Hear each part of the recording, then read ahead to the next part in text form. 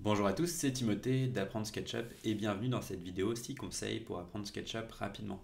Avant de commencer, n'oubliez pas de vous abonner et de laisser un like et aussi de télécharger votre formation gratuite qui est dans la description.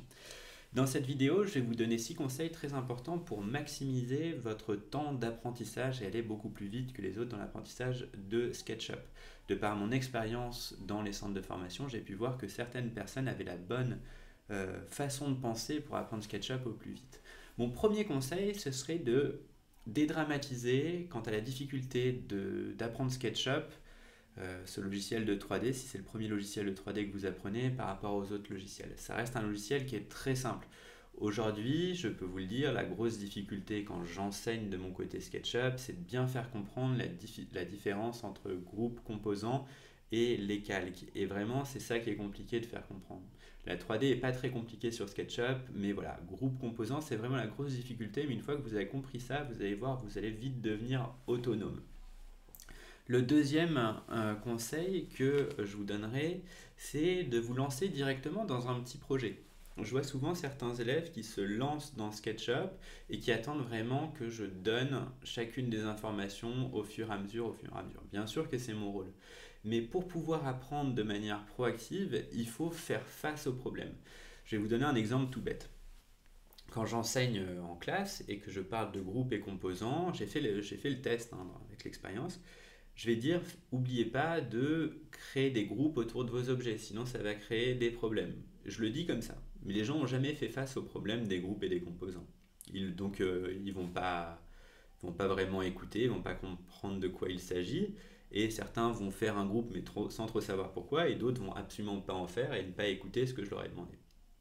Tout simplement parce qu'ils n'ont pas fait face au problème.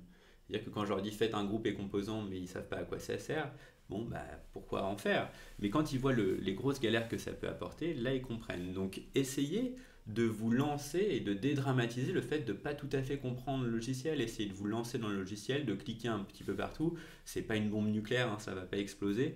Donc vous pouvez essayer voilà, de toucher un petit peu le logiciel et de faire face aux problèmes. Donc lancez-vous dans un petit projet, pas un truc trop important.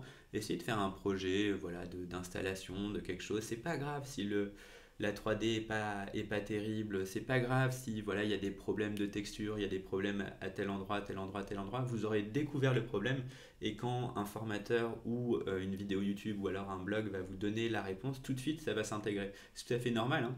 En fait, le cerveau humain est vraiment fait pour ça. On le voit quand on apprend une langue. Quand on apprend une langue, bah, on apprend beaucoup plus vite quand on a une nécessité d'apprendre. Quand on connaît le problème, c'est-à-dire vous retrouvez en Chine et il faut absolument que vous sachiez comment dire hôpital, bon, bah, croyez-moi, vous apprenez le mot hôpital très rapidement. Quand vous êtes en cours de chinois et qu'on vous parle du mot hôpital, comme vous n'en voyez pas vraiment l'intérêt, pourquoi vous l'apprendriez, pardon. Donc voilà la réalité un petit peu, je dirais, psychologique dans l'apprentissage. Donc, n'hésitez pas à faire face au problème et dédramatiser le fait que ce ne soit pas parfait au tout début. Je finis un petit peu avec ça. J'ai remarqué aussi que les élèves qui venaient en formation avant de la commencer et qui avaient déjà tâtonné un petit peu, et ben dès que je leur parlais, ça prenait complètement sens. C'est-à-dire que quand je leur donnais des conseils, hop, ils l'appliquaient tout de suite. Ceux qui avaient jamais touché au logiciel avaient plus de mal voilà, à comprendre l'intérêt de ce que je leur disais parce qu'ils n'avaient jamais touché le logiciel. Donc essayez de vous lancer dans un projet. Aussi, je le vois comme SketchUp est un logiciel qui est souvent un logiciel qui est utilisé pour les reconversions. C'est des gens qui n'ont pas nécessairement une culture de l'informatique et d'Internet. Et là où ma génération et la génération d'en dessous, on a le réflexe à chaque fois d'aller chercher sur Google quand il y a un problème et se dire je ne sais pas comment changer les unités sur SketchUp. Et bien si vous êtes là, mince, j'ai lancé mon fichier mais je me rends compte que c'est en pouces par exemple, vous n'avez pas forcément, si vous êtes en reconversion, le réflexe disons d'aller sur Google et de poser la question.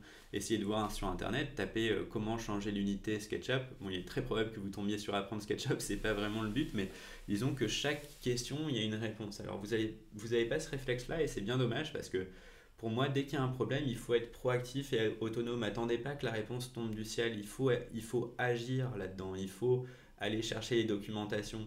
Ça fait partie en fait intégrante de votre apprentissage puisque je vais pas vous mentir, vous pouvez apprendre SketchUp en formation pendant un mois, mais vous allez continuer d'apprendre au fur et à mesure. Et la réponse, il va falloir que vous la trouviez par vous-même et que vous ne soyez pas toujours dépendant de quelqu'un qui va vous répondre à la question. Je le vois moi dans certaines formations, voilà, que je vais donner en ligne. Parfois, on va me poser des questions, mais c'est peut-être pour se rassurer, je ne sais pas trop ce qu'il en est, mais des fois, la personne va bugger sur une petite chose, voilà, et en fait, va attendre que je réponde. Et je vais peut-être mettre 24 heures pour répondre, et la personne va mettre 24 heures pour me répondre, et finalement, la personne aura complètement oublié le problème, alors que la personne aurait juste cherché sur ma chaîne YouTube, sur le blog ou sur des forums ou qu'importe, il aurait trouvé la réponse tout de suite, et ça aurait été intégré tout de suite. Ça ne veut pas dire que je ne veux pas travailler, bien sûr, mais ça veut dire que, voilà, ne vous bloquez pas au moindre problème. Quand il y a un problème, bah, cherchez sur Google ou cherchez en anglais sur Google et je suis sûr que vous trouverez la réponse. Alors je continue sur cette lancée sur les personnes qui sont en reconversion et qui se mettent à SketchUp. Je remarque qu'il y a beaucoup de stress, c'est-à-dire qu'il y a quelque chose d'ordre générationnel avec l'informatique. Il y a un rapport avec l'informatique qui ne se fait pas forcément très bien. Il y a beaucoup de stress, beaucoup de, voilà, d'injonctions que les personnes vont se mettre en tête, de se dire je n'en suis pas capable, ce n'est pas mon monde, et qui vont souvent se retrancher vers ce qu'ils connaissent et ils vont pas vraiment s'ouvrir au logiciel. Et d'ailleurs, on le voit, voilà, je dirais il y a deux équipes. Il y a les personnes qui ont appris l'architecture à la main et qui ont vraiment du mal et l'outil informatique n'est pas pour eux et vont mettre la faute sur l'ordinateur ou sur le formateur malheureusement, ou se dire le logiciel marche pas sans se remettre en question pour trouver en fait le problème et comment résoudre ce problème. Ça arrive que le logiciel ne marche pas, mais c'est vraiment très rare, et quand il ne marche pas, tout simplement il s'éteint, hein. C'est très rare qu'il y ait des bugs sur SketchUp. Donc je vous invite à vraiment éviter le stress, ou alors des personnes qui vont vouloir absolument se référer naturellement à un logiciel qu'ils connaissent plutôt bien. Ça arrive avec Photoshop, des gens vont confondre SketchUp et Photoshop et me dire ah mais c'est pas comme ça avec Photoshop. Oui, je comprends la logique puisqu'il y a des mots qui se ressemblent, comme par exemple calque, il y a de la couleur, ça se ressemble, mais on parle d'un côté d'un logiciel de graphisme et dans l'autre un logiciel de 3D pour l'architecture. Donc en fait, il n'y a pas vraiment trop de rapport. C'est comme comparer, je sais pas, la moto et le deltaplane. Il y a un moteur, mais bon, rien à voir entre les deux. Donc je pense qu'il y a une certaine, il faut être assez pragmatique et il faut être rationnel. Vous n'allez pas dès le début comprendre comment fonctionne le logiciel du premier coup. Ça va prendre du temps, ça ne sert à rien de stresser. Tranquillement, c'est fait pour tout le monde, c'est un logiciel qui est très bien conçu et qui se prend en main assez rapidement. Et petit à petit, vous allez le dégrossir et mettez-vous pas trop la pression. Je vois aussi que dans la génération voilà, qui sont en reconversion, donc je parle des quarantenaires, cinquantenaires qui sont en reconversion sur ces logiciels, vous avez une forme d'exigence envers vous-même qui est terrible et qui vous rend peut-être je dirais pas de mauvaise foi parce que ce serait un jugement, mais je dirais euh, vous prenez pas assez le temps d'apprendre et d'être tranquille. Vous voulez tout savoir faire tout de suite d'un coup, alors qu'en fait ça prend du temps et ça s'accompagne très bien avec le temps. D'ailleurs, je continue justement sur cette lancée-là.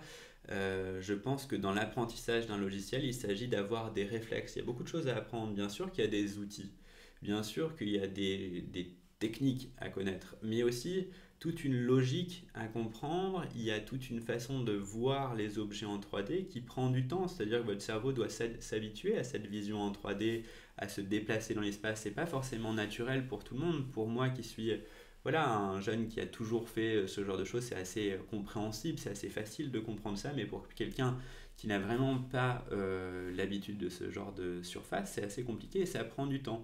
C'est pour ça que je vous invite à travailler. On me demande souvent combien de temps je devrais faire du SketchUp par jour avant d'arriver à avoir un bon niveau.